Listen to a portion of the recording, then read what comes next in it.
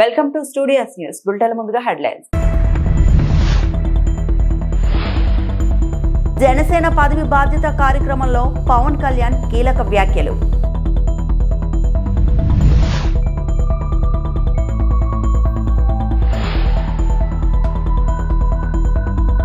రాజధాని అమరావతికి భారీ నిధులు, మంత్రి నారాయణ.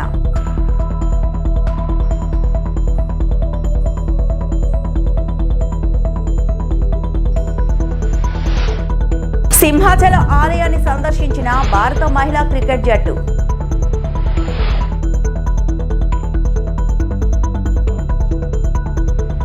అమరావతిలో జరిగిన జనసేన పార్టీ పదవి బాధ్యత కార్యక్రమంలో డిప్యూటీ సీఎం జనసేన అధినేత పవన్ కళ్యాణ్ పార్టీ నామినేటెడ్ వివిధ పార్టీ పదవుల్లో ఉన్న నాయకులతో విస్తృత స్థాయి సమావేశం నిర్వహించారు.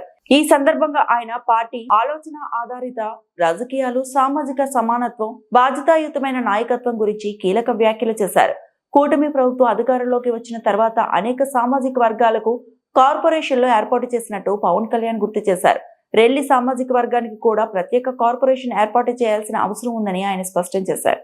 ఈ రోజున ఒక వ్యక్తి వచ్చి నిర్మించాడు జనసేన, అది ఈరోజు వ్యవస్థ అయింది. రేపొద్దున వ్యవస్థ వ్యక్తులు నిర్మించాడు. అందువల్ల ఏ పదవి కూడా మీరు తక్కువ అనుకోవద్దు. ఏది తక్కువ, మన ఎవరికి ఎక్కువ కాదు, తక్కువ కాదు. It all depend. మీరు పిండే కొద్ది రొట్టి, మీరు ఎంత సమర్థవంతంగా పనిచేస్తారో దాన్ని అంత ఇంపాక్ట్ఫుల్గా నీటి సంఘాలు మీరు పని చేయాలంటే మీరు ఎంత ఉందో మీకు పని చేయడానికి. రైతు కన్నీరు తొడవగలరు మీరు. అది కానీ మీరు పెట్టుకున్నారంటే చాలా చాలా అద్భుతం. మన ఈ మధ్యన అంటే ఇంకోటి, పొద్దున్నే మీటింగ్ అంటే జస్ట్ నేను ఎంత బాధ్యతగా ఉన్నానని చెప్పడానికి మీకు చెప్తున్నాను. ఒకటి, మీరు ప్రతి నాయకుడికి బాధ్యత తగ్గించాల్సిన అవసరం ఉంది.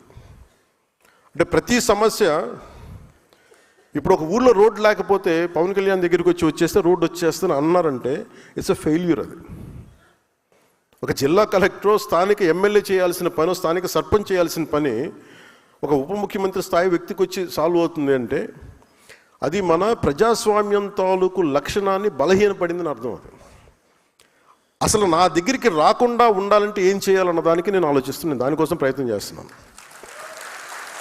అంటే ఒక ఆడపిల్ల వచ్చి, ఒక చూపు సరిగ్గా లేని ఆడబిడ్డ ఇండియాని రిప్రజెంట్ చేస్తూ వచ్చి ఆ పాప అడిగింది, మా ఊరికి రోడ్డు వేయమని. అది ఎవరిని అడగాలి? నన్ను కాదు అడగాల్సింది.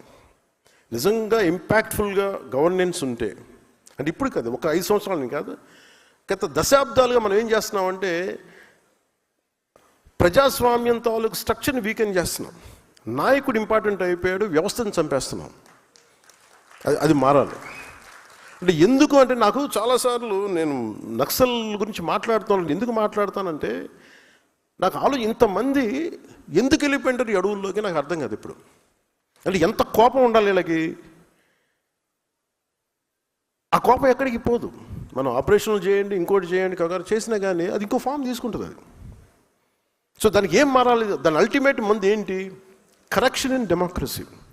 What is a correction in democracy అంటే accountability in democracy, responsibility in democracy. అది చిన్న పదవా పెద్ద పదవా అని కాదు. కోపం ఎక్కడికి పోద్ది? నేను అందుకని తపన పడుతున్నాను ఈరోజు, నా కోసమో నా పిల్లల కోసమో మన కోసం కాదు. నేను తపన పడుతుంది. చూస్తుండగా పాడైపోతుంది మన ఈ ప్రజాస్వామ్య వ్యవస్థ అని అనిపిస్తుంది. అంటే మన కళ్ళ ముందు ఒకడు కూర్చొని ఒక మాజీ ముఖ్యమంత్రి గారి సతీమణిని ఇష్టారాజ్యంగా తిడితే మనం ఏమి చేయలేని నిస్సహాయ స్థితిలో ఉన్నామంటే భయం వేస్తుంది నాకు. అంటే ఎలయన్స్ తాలూకు ఎందుకు పెట్టామంటే రేపొద్దున ఎదురింటోటి జరుగుతుంది మన సంబంధం లేదు, పక్కింటోటి జరుగుతుంది మన సంబంధం. రేపొద్దున ఇంట్లో వచ్చి కూర్చుంటుంది, అప్పుడు ఎవడు రాడు. అంటే కొన్నిసార్లు ఎందుకు నేను 10 సంవత్సరాలు 15 సంవత్సరాలు మాట్లాడుతుంటానంటే అదేదో మనం తగ్గాలనో ఇంకొకరు పెంచాలనో అని కాదు. అసలు ముందు ప్రజాస్వామ్య వ్యవస్థని బలోపేతం చేసిన తర్వాత, ఒక లెవెల్ గేమ్ వచ్చిన తర్వాత అప్పుడు వేరే ఆలోచన.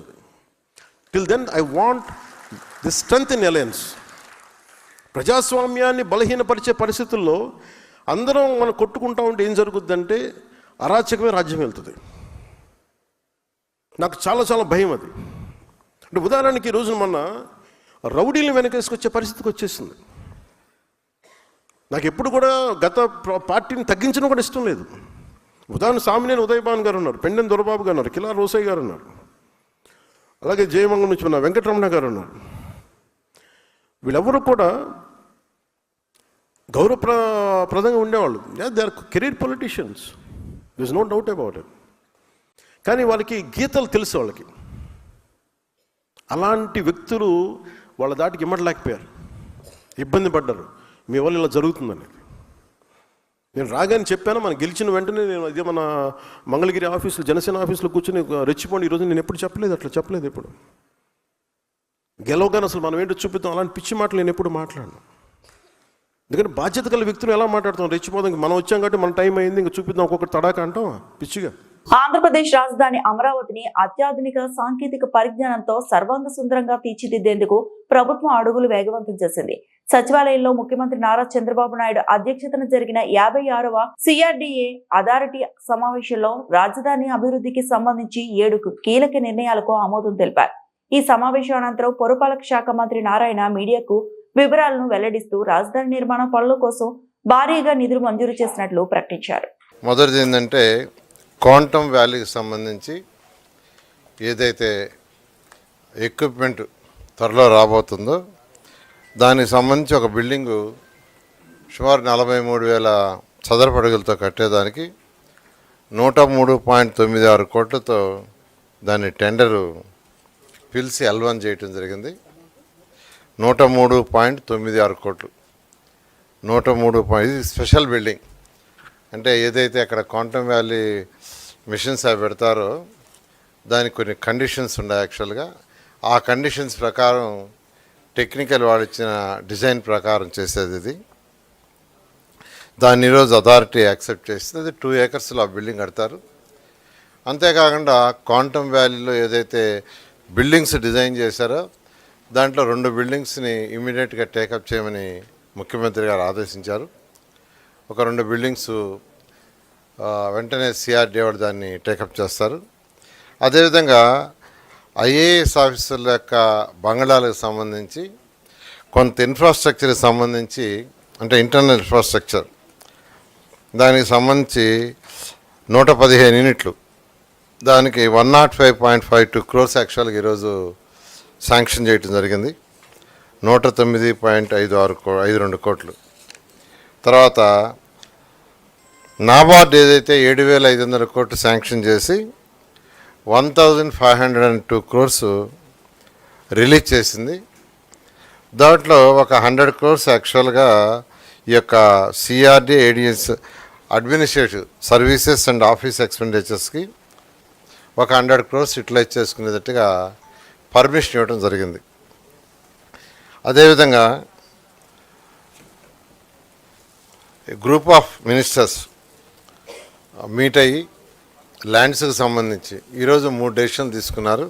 ఒకటి, మినిస్ట్రీ ఆఫ్ ఆయుష్ వాళ్ళు ఒక ఆయుష్కి సంబంధించిన ఒక యూనివర్సిటీని యాక్చువల్గా ఎస్టాబ్లిష్ చేస్తారు. హాస్పిటల్ అది దానికి 23.127 ఎకరాలు శాఖమూరు విలేజ్లో ఇవ్వటం జరిగింది. అది 60 yearsకి 1 రూపీ లీజ్ కింద ఇవ్వటం జరిగింది. మినిస్ట్రీ ఆఫ్ ఆయుష్ వాళ్ళు దాదాపు 750 కోట్ల రూపాయలు ఖర్చు పెట్టి అక్కడ ఇండియాలో వన్ ఆఫ్ ది బెస్ట్ చేస్తామని వాళ్ళు చెప్పడం జరిగింది. దాని మీద ఈరోజు ఆ ల్యాండ్ ఇవ్వడం జరిగింది. భారత మహిళా అంతర్జాతీయ క్రికెట్ జట్టు సభ్యులైన స్మృతి మందాన, హర్మన్ ప్రీత్ కౌర్, షఫాలి వర్కా, రేణుకా సింగ్ ఈ రోజు సింహాచలంలోని ప్రసిద్ధ శ్రీ వరాహలక్ష్మీ నరసింహస్వామి ఆలయాన్ని సందర్శించారు. క్రీడాకారులు ప్రత్యేక ప్రార్థనలు చేసి పవిత్ర కప్ప స్తంభాన్ని ఆలింగనం చేసుకుని ఆలయ పూజారుల నుండి వేద ఆశీస్సులు పొందారు.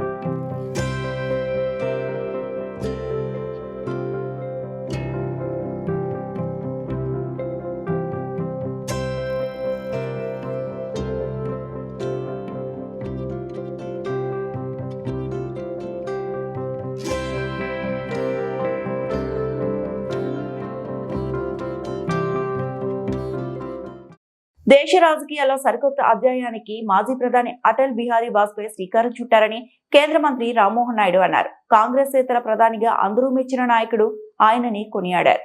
పశ్చిమ గోదావరి జిల్లా భీమవరంలో భాజపా ఆధ్వర్యంలో నిర్వహించిన అటల్ మోదీ సుపరిపాలన యాత్ర ర్యాలీలో రామ్మోహన్ పాల్గొన్నారు. అనంతరం నిర్వహించిన సభలో ఆయన మాట్లాడారు. చాలా ఆనందంగా ఉంది.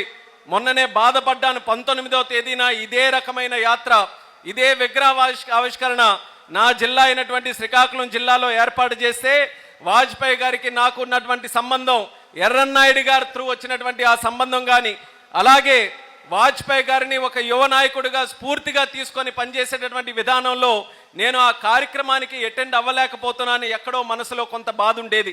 19వ తేదీన రాష్ట్ర ముఖ్యమంత్రి వర్యులు ఢిల్లీ వచ్చారు. అలాగే పార్లమెంటు ఒక పక్కన జరుగుతుంది.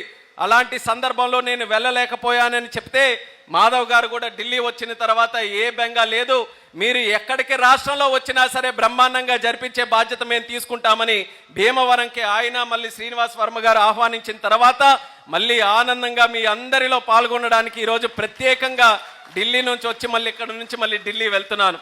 అటువంటి ఈ భీమవరంలో అటల్ బిహారీ వాజ్పేయి గారి తాలూకా కార్యక్రమంలో ఇప్పుడే మనం సభలో మాట్లాడినటువంటి వ్యక్తులందరినీ కూడా చూసాం.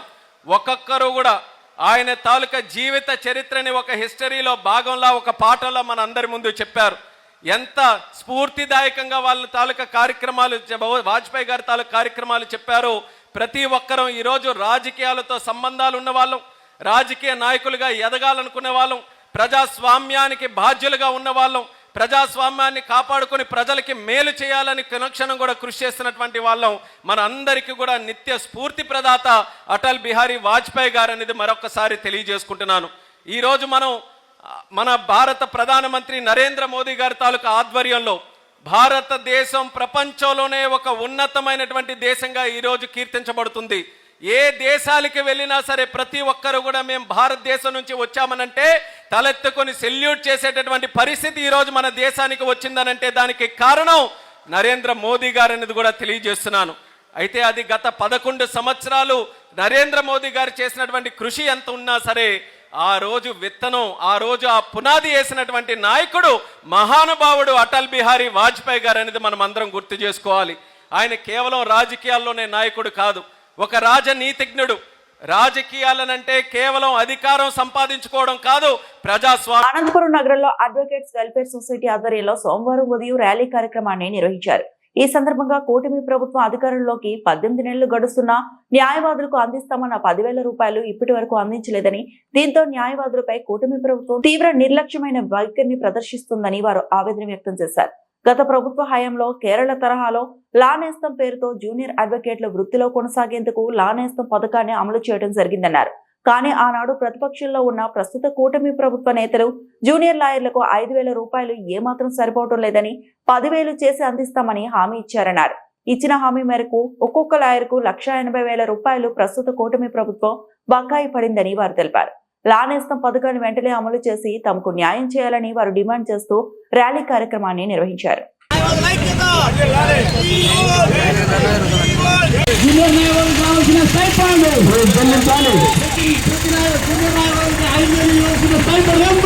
అనంతపురం అడ్వకేట్స్ వెల్ఫేర్ సొసైటీ ఆధ్వర్యంలో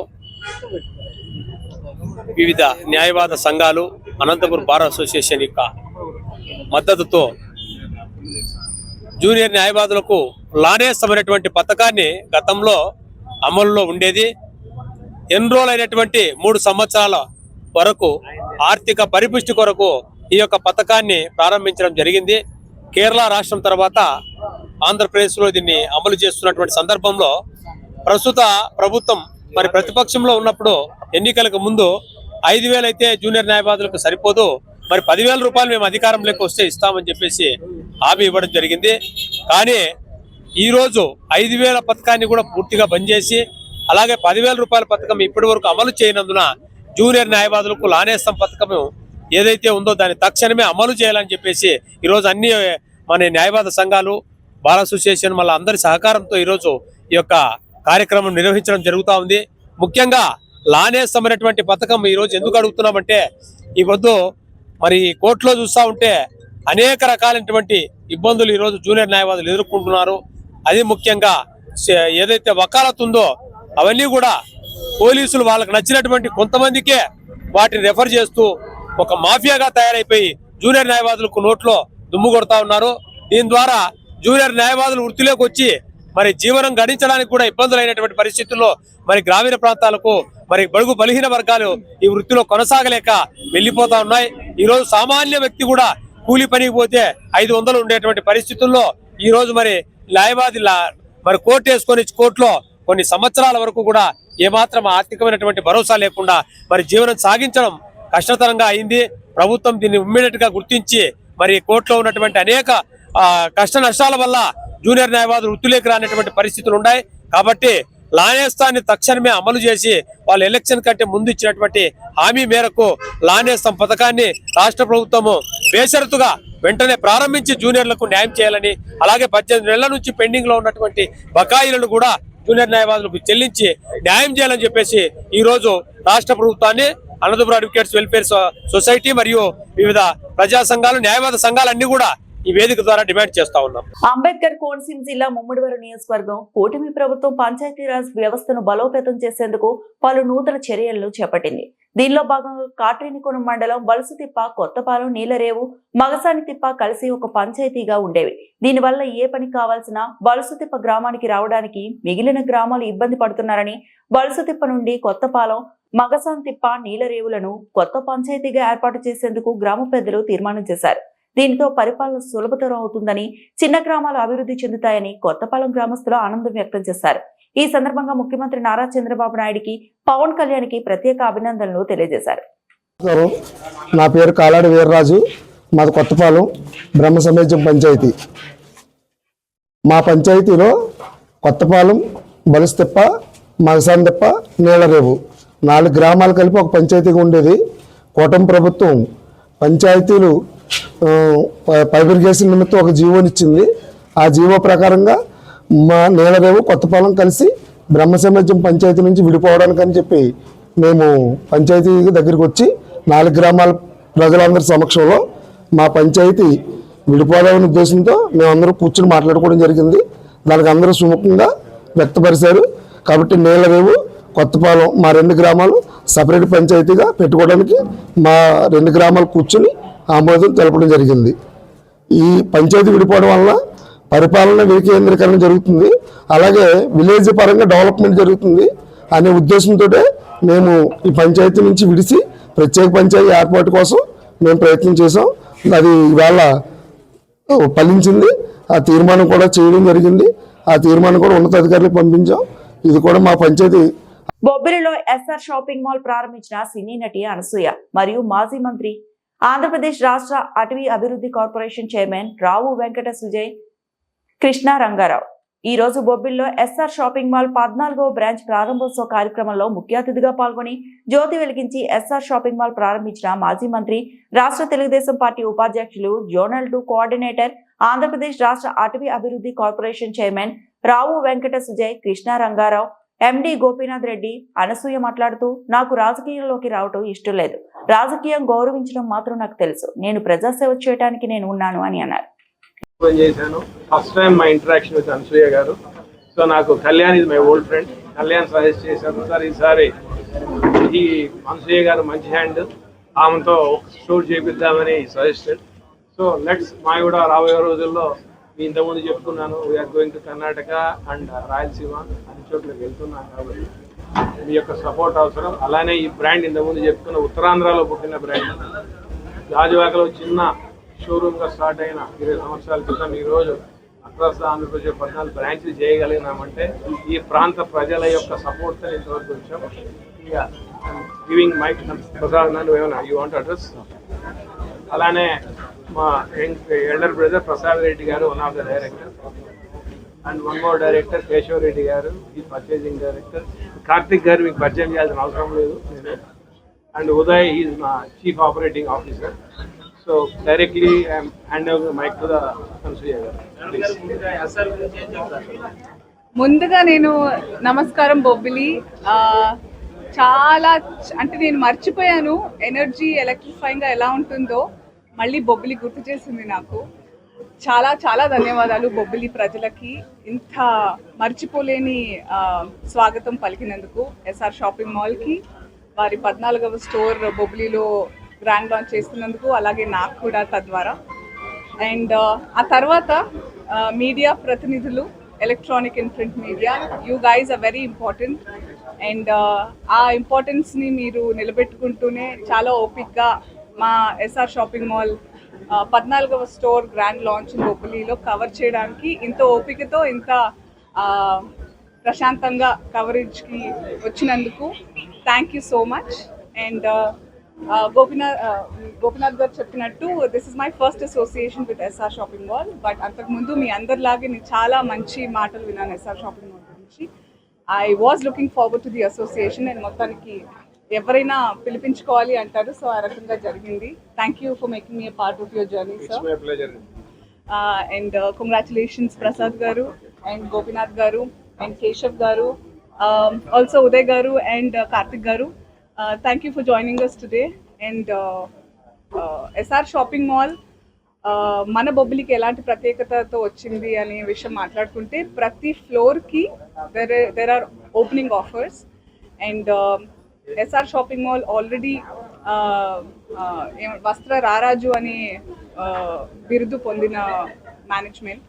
ఆ రకంగా మన బొబ్బిలికి అందుబాటు ధరల్లో జేబులు కాలిపోయేలా ఉండేలాంటి ప్రైజెస్ లేకుండా చాలా హ్యాపీగా షాపింగ్ బ్యాగ్స్తో తిరగలడానికి అలాంటి కలెక్షన్స్, అలాంటి latest fashionable clothes for everybody in your family, చిన్న నుంచి పెద్ద వరకు. రాబోయే క్రిస్మస్, మరో 3 రోజుల్లో క్రిస్మస్ ఉంది, తర్వాత న్యూ ఇయర్ ఉంది, తర్వాత మన సంక్రాంతి పండుగ, హోలీ, ఇంకా మనకి పండుగలకి మనం సెలబ్రేట్ చేసుకోవడానికి రోజులు లెక్క పెట్టుకోవాల్సిన అవసరం లేనంత మన సెలబ్రేషన్స్ ఉంటాయి. So please make sure you make SR shopping mall a part of your celebrations this year and the years to come by. బొబ్బిలిలోని ప్రజలకి, అలాగే చుట్టుపక్కల ప్రాంత వాసులందరూ కూడా ఇదే మా ఆహ్వానం. ప్లీజ్ టు కమ్ కుటుంబ సమేతంగా. రానున్న ఫెస్టివల్ సీజన్కి మన ఎస్ఆర్ షాపింగ్ మాల్లోని ప్రతి ఫ్లోర్లో ఉండే ఆఫర్స్ని సద్వినియోగం చేసుకోవాల్సిందిగా ఇదే మా ఆహ్వానం. Thank you so much once again. కాకపోతే 2026లో తప్పకుండా, నాకు తెలుసు పుష్ప తర్వాత అందరూ నా presence on big screen miss అవుతున్నారు, కానీ నాకున్న టార్గెట్ ఒకటే, నన్ను నమ్ముకుని రైటర్స్ ఏం రాసినా, డైరెక్టర్స్ ఏదైనా అనుకున్నా, ప్రజలు థియేటర్కి టికెట్స్ పెట్టి కొన్నా, అది నా వంతు పైసా వసూల్ అపియరెన్స్ ఉండాలి, పర్ఫార్మెన్స్ ఉండాలని నేను ఎప్పుడు అనుకుంటా. ఏదో అలా రాలేను. ట్రై చేశాను కొన్ని సినిమాలు, బట్ అస్సలు నచ్చలేదు నాకు. ఎందుకంటే ఎవరన్నా ఒక్కళ్ళు కూడా అనసూయ అంత బాగాలేదు అని అనిపించుకుంటే నాకు నిద్ర రాదనమాట. సో ఆచితూచి అడిగేస్తాను. 2026లో డెఫినెట్గా అట్లీస్ట్ 3 ఫిల్మ్స్ రిలీజ్ అయ్యేలా ప్లాన్ చేసుకుంటున్నాను. అండ్ మీరందరూ నన్ను ఎలా అయితే ఆదరించారో, పేరుతో కాకుండా క్యారెక్టర్తో పిలుస్తూ ఉంటారు ఎక్కడికి వెళ్ళినా, సో అదే నా టార్గెట్.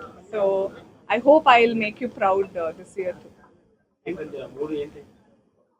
చెప్పలేను. ఒకటైతే ఆల్రెడీ మొన్ననే ముహూర్తం అయింది, 16 రోజుల పండుగ అని. చాలా beautiful cinema. Some times cinema చాలా బాగుంటే అందులో భాగం అవ్వాలని కూడా నాకు ఉంటుంది. అలాంటి సినిమా అది. Maybe my character won't stand out, but ఉన్నంతలో నేను డెఫినెట్గా ఒక మార్క్ వదిలేలా చూసుకుంటాను. But it's a beautiful film. కుటుంబ సమేతంగా, అంటే అప్పుడు కృష్ణవంశీ గారు, రాఘవేంద్రరావు గారు అలాంటి సినిమాలు వచ్చేవి చక్కగా అందరం కలిసి. అలాంటి సినిమా ఇది. చాలా రోజులైంది వచ్చి. రియాలిటీ, రఫ్ అండ్ టఫ్ సినిమాలు వచ్చే తరుణంలో ఇది కొంచెం మనందరికీ హాయిగా ఉంటుందని నేను అనుకున్నా. So that is 1 film. మిగతా 2 సినిమాలు చెప్పలేను ఇప్పుడు అప్పుడే. Yeah sir.